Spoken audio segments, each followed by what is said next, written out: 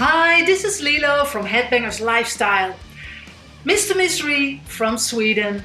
They just released their new second album, A Brighter Side of Death. I had the chance to talk with them, and if you want to know what they have to say about this brand new album, keep on watching.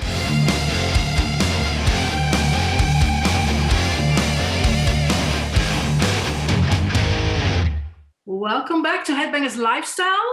Rizzy, Harley Vendetta, Alex 9, and Alex Alister, the newbie, right? Yes. So, so the new album, fantastic.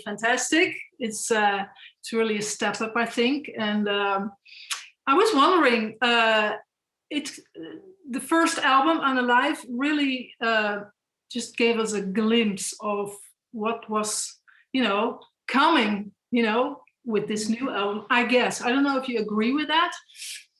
Yeah, so yeah, totally. Yes, of course.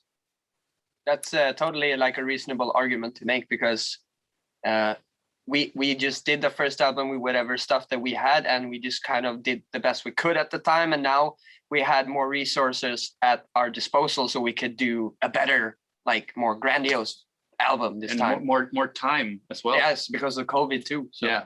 Of course. Was there any specific intention when you were, working on the album, where you wanted to head, where you wanted to go? I think the main point that we had with this album was so that we wanted to improve upon the first one. Like we didn't set out a specific goal to be like, oh, it needs to sound like this or that. It was more like, okay, we need to outdo ourselves on the second album. It needs to be better. It needs to have better songs, and it needs to have more songs than their last album. We did have some guidelines that we wanted it to be heavier. We wanted it to be more massive with the orchestration parts. Yep. We decided to tune down the guitars to make it really low end on the guitars and bass, so it sounds heavier by automation. But other than that, I don't know. No, I mean that sums it up pretty much. Like I forgot to say all the stuff that Alex said, but he hit the nail on the head. So yeah. But if it wasn't for the pandemic, would there have been this album already, or Yes. Yeah, was it already in the works? Yeah, it was in the working. I think we were working on it like even when we did our last tour. Yeah. We had a couple of songs in the oven, I would say. So what's going there? So yeah. So it was already clear. I mean, there were some tours planning, some gigs as well. So and we actually had this idea to start the pre-order when we were gonna do the Wacken show last summer. So we were gonna release the first single, start pre-orders during Wacken week, and get Wacken's help to promote the album. But now we got Wacken's help to promote it now instead, which was amazing. Mm-hmm. That's good. Yeah, it was really nice. So we was standing there in a crossroad when the pandemic hit. Like, what are we going to do? Are we going to just sit back and postpone the album all the time? But we felt like, nah, let's give something back and have something to do for ourselves as well. So we just keep on going and pushing that album to make it happen, kind of. Mm-hmm. So it feels amazing to finally to feel this box and feel this album in your own hands. Like, we've been listening to this album like since last year, so it's crazy that it's finally out there. Yeah, it's actually real now. It's like when you can press the song on Spotify and iTunes and follow the album, it almost makes the song better. Yeah. A little bit. Yeah. A little bit better. But I don't know about you guys, but you've been recording the album at home. And I don't know, here at least, since the lockdown last year, it seemed like everybody was renovating their house. There was noise, kids, people doing their yard. And normally you don't work from home, but it was a lot of noise. I imagine if you are recording an album at home, how was that situation? Or did you wait till, nighttime to do your vocals or acoustic part or whatever? I live in an apartment, and my neighbors are super quiet. So, and they are, I think they're deaf too, because they haven't made a single complaint and stuff. And when I do vocals, most of the time I do it in a studio, like not far from where I live, or I go record at my girlfriend's house because she has a music studio. So I do it over there. That's for the vocals. Guitars, they don't make sounds because you have headphones on. Yes, of course. But the drum, they certainly do. Yeah. So yeah, I have my own rehearsal space, which we're at now. So I have my own studio where I can easily track drums for myself. So that came out really good. But due to the pandemic, it was really weird because we couldn't be together at the same time. So we had a lot of Zoom meetings and showing our songs back and forth, stuff like that. So that was kind of a weird situation, but it turned out really good anyway. Yeah, that's good. What have you been throwing out your, I remember your old laptop, which was so old the last time you told me about. He has a new laptop. And replace it with all your how do you say that? Your income from the first album now. So that old laptop is have gone into retirement.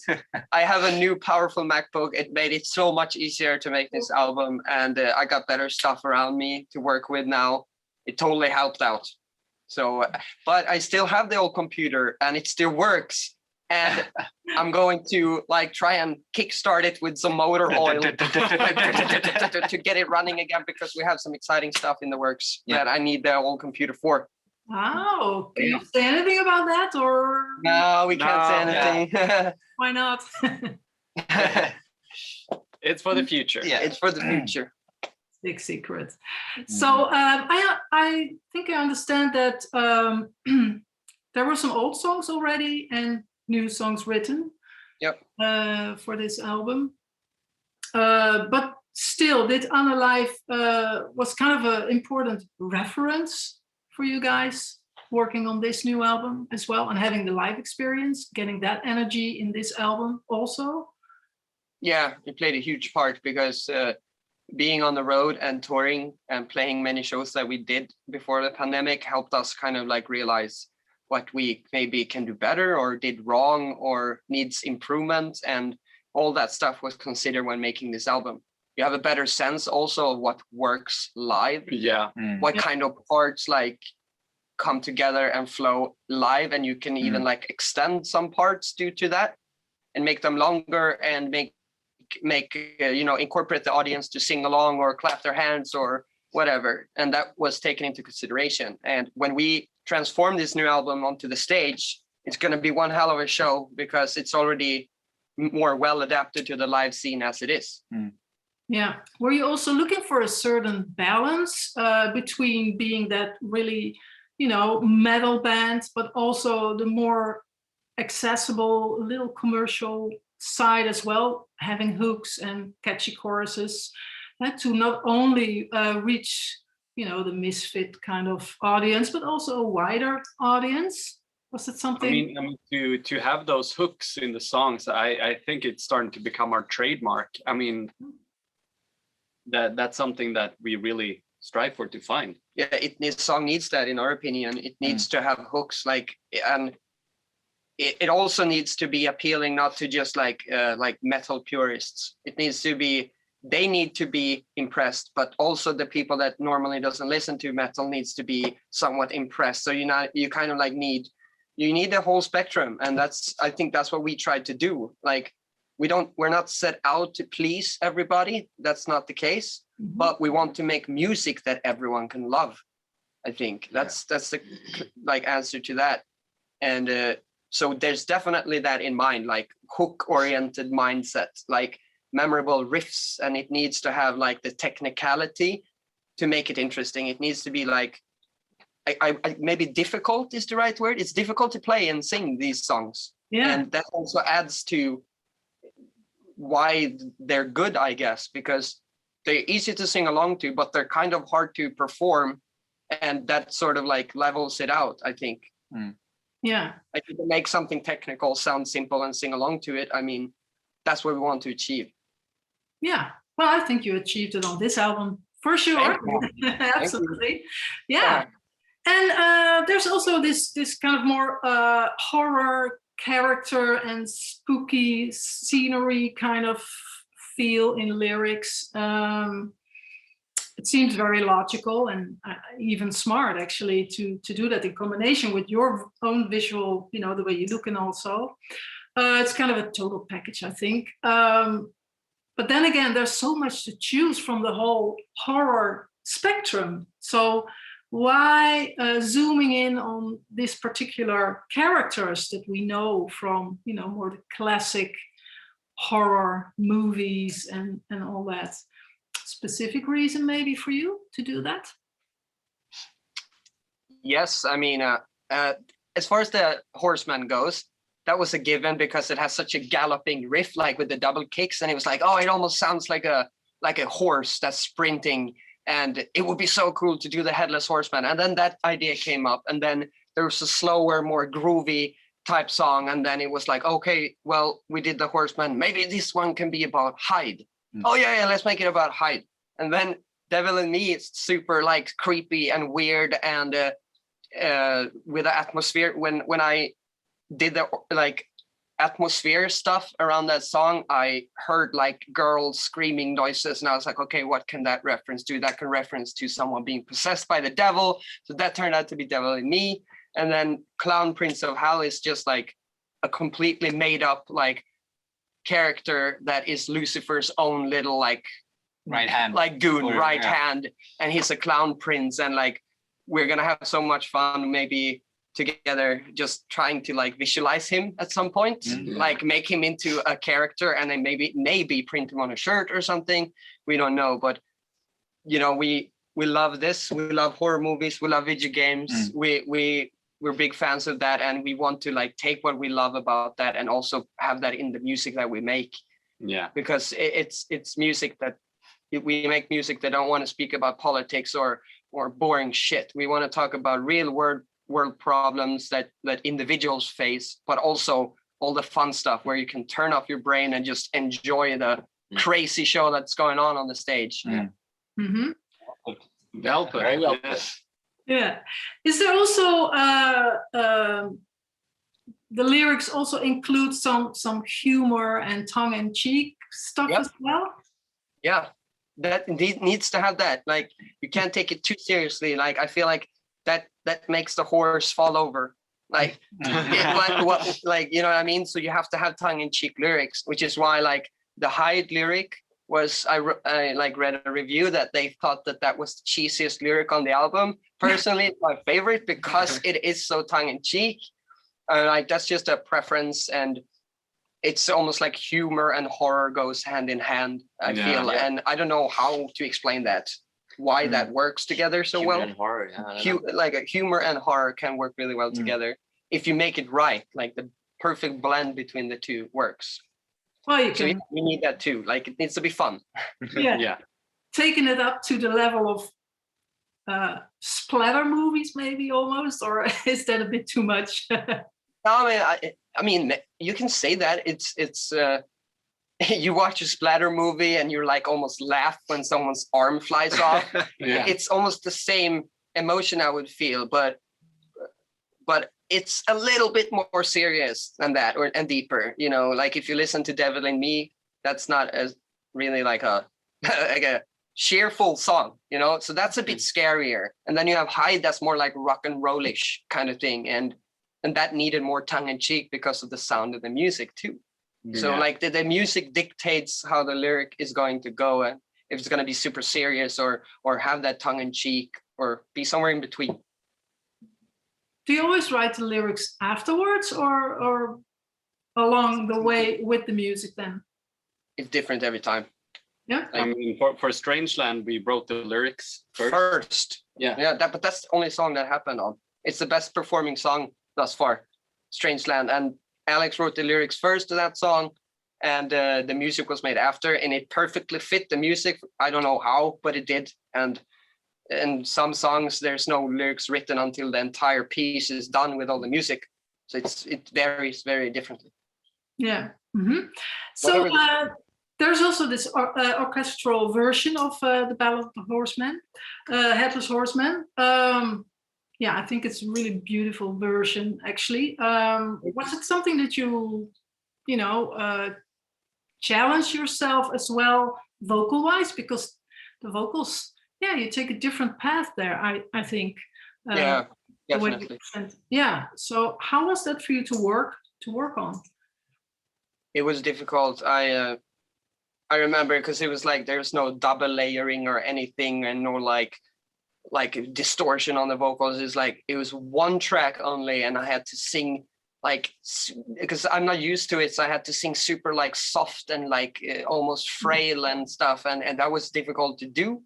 And I talked a lot to Rizzy about it and sent over stuff, and so I did it over one night.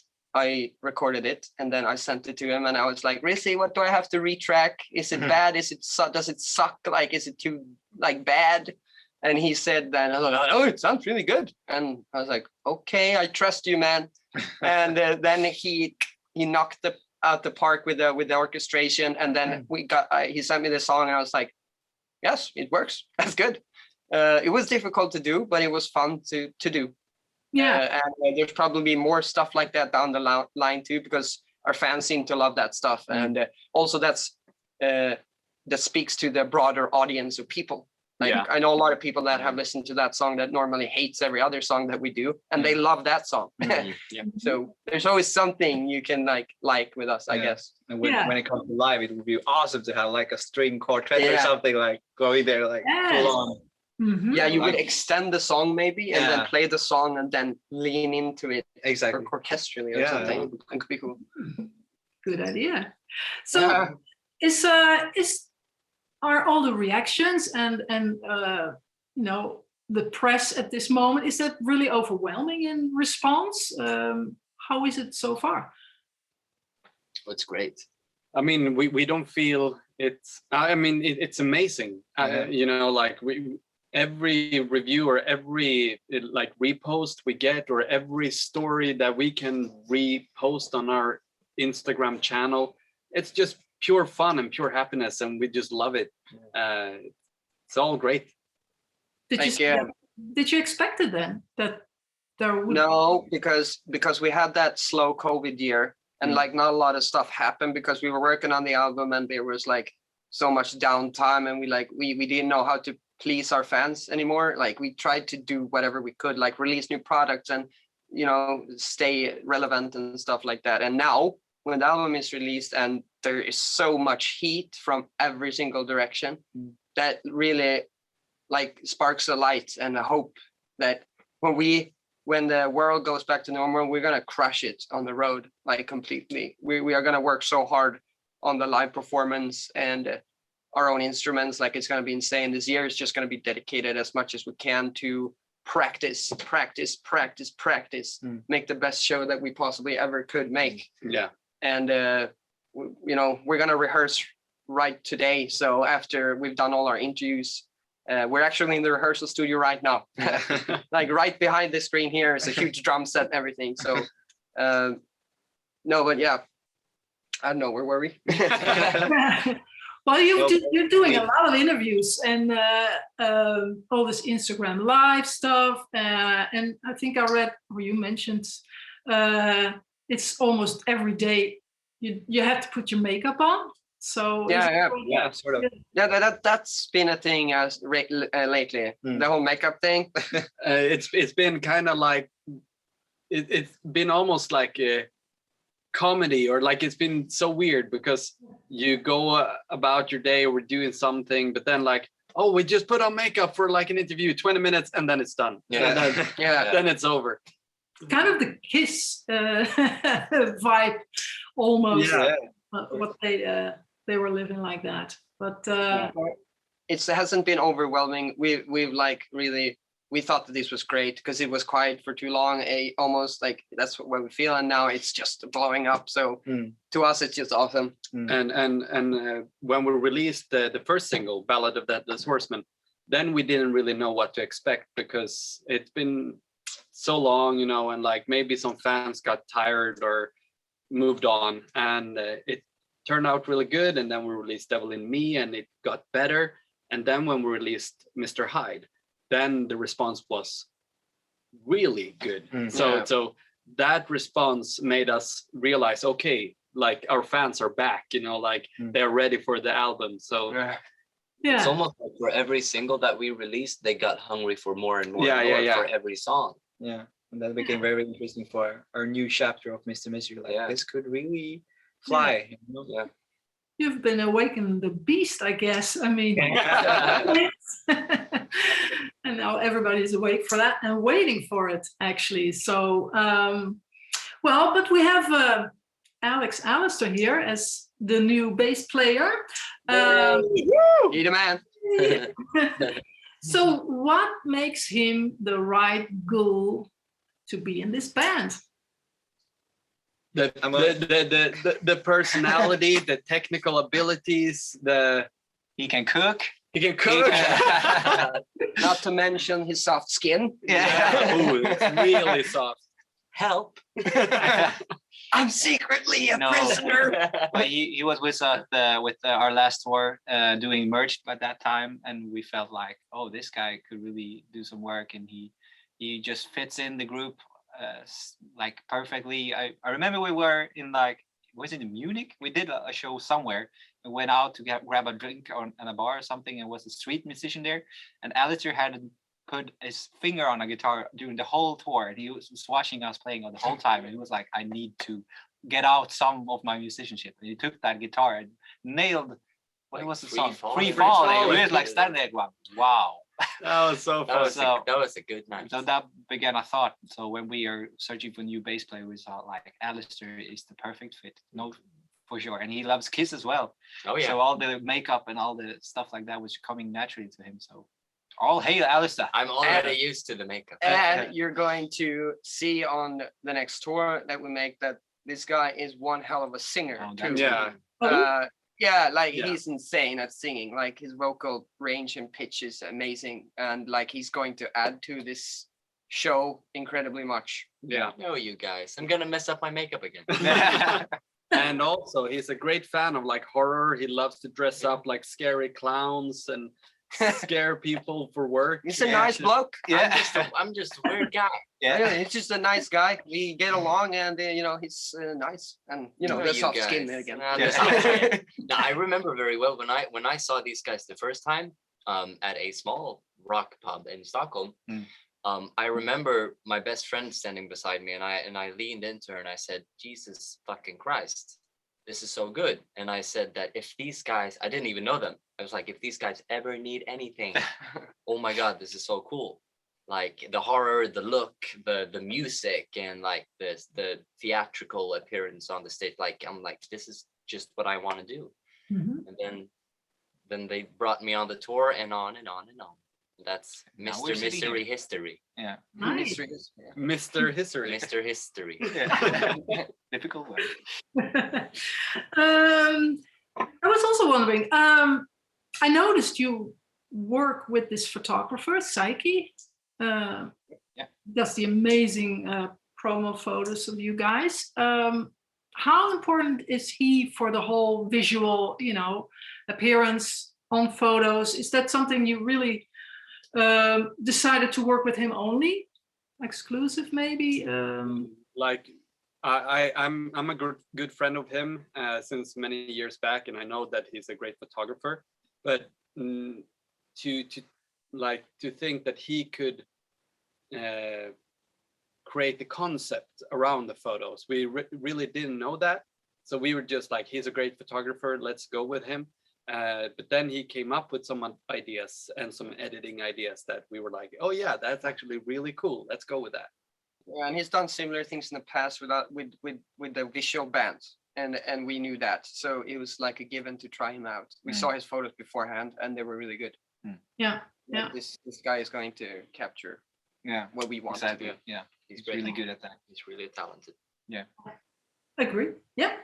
So there is this tour scheduled November, December, late this year with, what was it? Beast in Black. Yes, that's great. You think it's gonna happen? What can we expect? Hope so. Knock wood, spit on your shoulder. It's gonna happen. We really want to play now. Yeah, Yes. really hoping for it, but you never are. Knock on wood, as we say. Yeah. So So Yeah, if but it's gonna happen, what can we people are expect? getting vaccinated now. People are getting vaccinated, and like I don't know, like we've seen, like even theaters or like there's gonna be movies in the theaters. Other bands have announced a bunch of tours, and like there's some sort of hope going around that this actually might work. And I think it will. I think it will. But like I don't think everything will be open by this summer. I think by the end of the year is more possible to be open. People had the entire summer and stuff to get vaccinated, and you know, I just know almost that it will happen. I hope so. Yeah. And then what's the idea? What are you gonna bring to the stage? What can we expect from the show? A horse. Horse. Okay. And rider. No, but like we really want to incorporate the different characters from the album on stage, kind of like a little bit Alice Cooper, Rob Zombie. Like, of course, now we don't have the same budget as these huge rock stars do, but we want to strive towards that goal. But right now, like we brought a lot of props for our headline tour, and we want to do that, but just amp it up. Everything just bigger. More like maybe trees, maybe gravestones, but like all over the place, or lanterns, pumpkin heads, everything we can think of. But logistically, that's quite, you know, some work as well. If you have to bring all this stuff with you.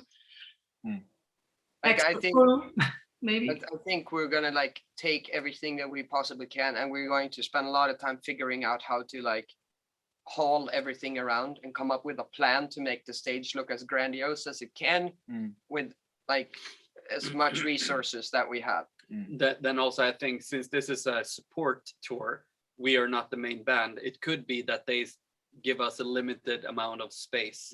So it could be really tricky to make something really grand of a support tour if they limit us to that. But there's always time for a headline tour. Are there already plans for that, or?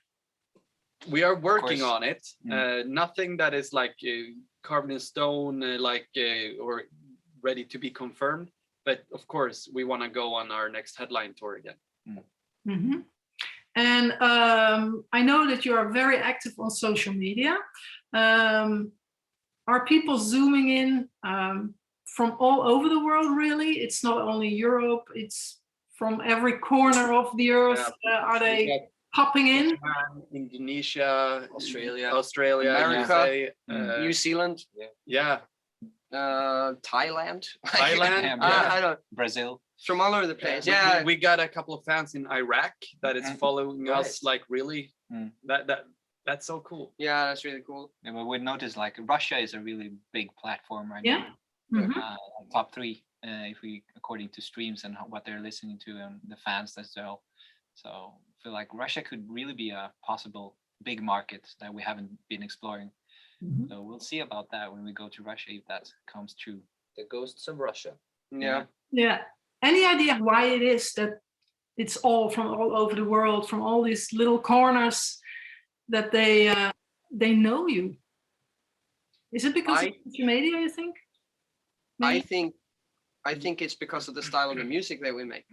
And I think like thanks to YouTube, thanks to Instagram, thanks to how like algorithms and hashtags work, like today, that's the beauty of it, that someone in like Indonesia can find a picture we post through hashtags, and I think that's amazing. So I think we have Instagram to thank a lot for reaching out in the world. Definitely. Yeah, those platforms they come in handy. Nice. And are you already working on new stuff as well, new material? Yes, we are. You a lot of it. Keep on going. we are not stopping. So no, I think like, not to say too much, but like we have I don't know, maybe at least 4 or 5 songs in the making right now. So and they're spawning every day, different stuff. So like almost like I wouldn't call them finished, but like they're not far from. Okay. So Yeah. you wanna keep on with releasing a new album like in a row, not too much time in between albums, or I think in today's market of music, I think you need to constantly release stuff, because to keep people to release an album every 3 or 4 years, that's not going to cut it. Like you need to constantly just entertain people with more stuff. So that's always a contingency plan. Yeah, I would say like 1 to 2 years in between. That's where you have to stay. Yeah, maximum 2 years. Like, yeah, like maximum 1.5, I would say. Yeah, like exactly. Yeah. Nice. Well, I'm curious where it's all gonna go after this one. It's awesome. Yeah. Buy the album, listen to it, stream the hell out of it. Of course. Good luck with everything. Welcome back. And thank you so much for having us. Yeah, it's amazing. It's nice talking to you. Yeah. Absolutely. Likewise. And well, hope to see you soon. Speak soon. Yeah, hope to see you soon. Yes. Take care. Take care.